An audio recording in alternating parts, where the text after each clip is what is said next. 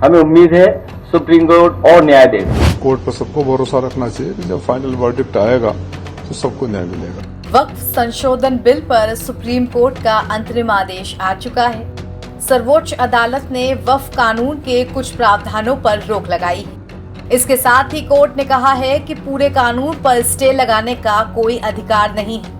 वक्फ कानून में कहा गया है कि वक्फ संपत्ति घोषित करने के लिए ये जरूरी है कि वो व्यक्ति 5 साल से इस्लाम धर्म का पालन कर रहा हो।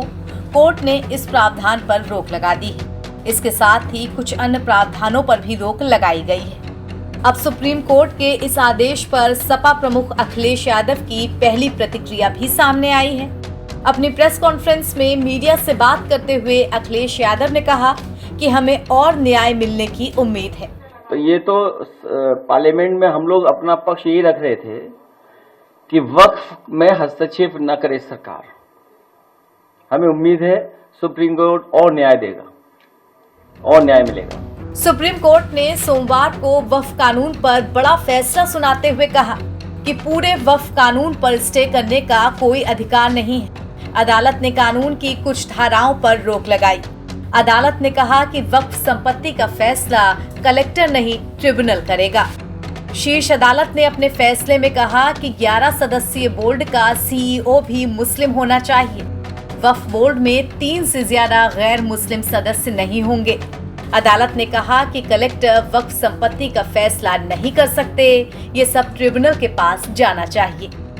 उच्चतम न्यायालय के इस फैसले पर अब विपक्षी नेताओं की प्रतिक्रियाएं आनी शुरू हो गई हैं। सपा प्रमुख अखिलेश यादव के अलावा उत्तर प्रदेश स्थित घोसी लोकसभा निर्वाचन क्षेत्र से सांसद और समाजवादी पार्टी के नेता राजीव राय ने दावा किया है कि वक्फ संशोधन कानून को सुप्रीम कोर्ट खारिज कर देगा। उन्होंने कहा कि सुप्रीम कोर्ट ने उन बातों को रोका है जिन पर सबसे बड़ी आपत्ति थी।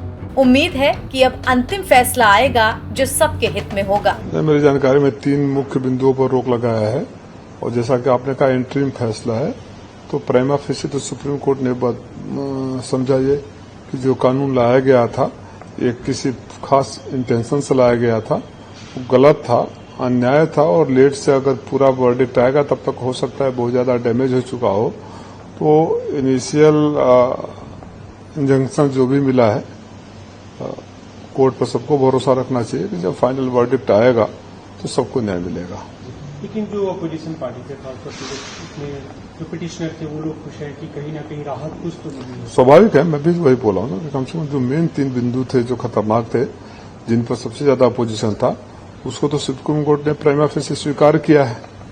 और जब पूरी बहस हो जाएगी, फाइनल वर्डिक्ट आएगा, तो मुझे लगता है कि न्यायपूर्ण फैसला आएगा जिसको सारे पक्ष स्वीकार करेंगे। वक्फ कानून के मामले पर फैसला सुनाते हुए सीजेआई ने कहा है, हमने प्रत्येक धारा को दी गई प्रथम दृष्टया चुनौती पर विचार किया है। हमने पाया कि कानून के संपूर्ण प्रावधानों पर रोक लगाने का कोई मामला नहीं बनता है। हालांकि कुछ धाराओं को कुछ संरक्षण दिए जाने की आवश्यकता है। हमने माना है कि पूर्व धारणा हमेशा कानून की संवैधानिकता के पक्ष में होती है और हस्तक्षेप केवल दुर्लभतम मामलों में किया जाता है। सिर्फ रेयरेस्ट ऑफ रेयर की स्थिति में ही कानून रोक का आदेश दिया जा सकता है। बताते चले कि इस मामले में दायर याचिका में कहा गया था कि नए कानून के अनुसार गैर मुस्लिम भी वक्फ बोर्ड के मुख्य कार्यकारी अधिकारी बन सकते हैं। इस पर रोक लगाई जानी चाहिए। इस पर कोर्ट ने निर्देश दिया है कि जहां तक संभव हो वक्फ बोर्ड का मुख्य कार्यकारी अधिकारी एक मुस्लिम होना चाहिए। हालांकि कोर्ट ने इस प्रावधान पर रोक लगाने से मना कर दिया। ऐसे में अभी भी गैर मुस्लिम लोग वक्फ बोर्ड के मुख्य कार्यकारी अधिकारी बन सकते हैं। हालांकि योग्य मुस्लिम दावेदार नहीं होने पर ही ऐसा किया जाएगा। नवभारत टाइम्स की रिपोर्ट।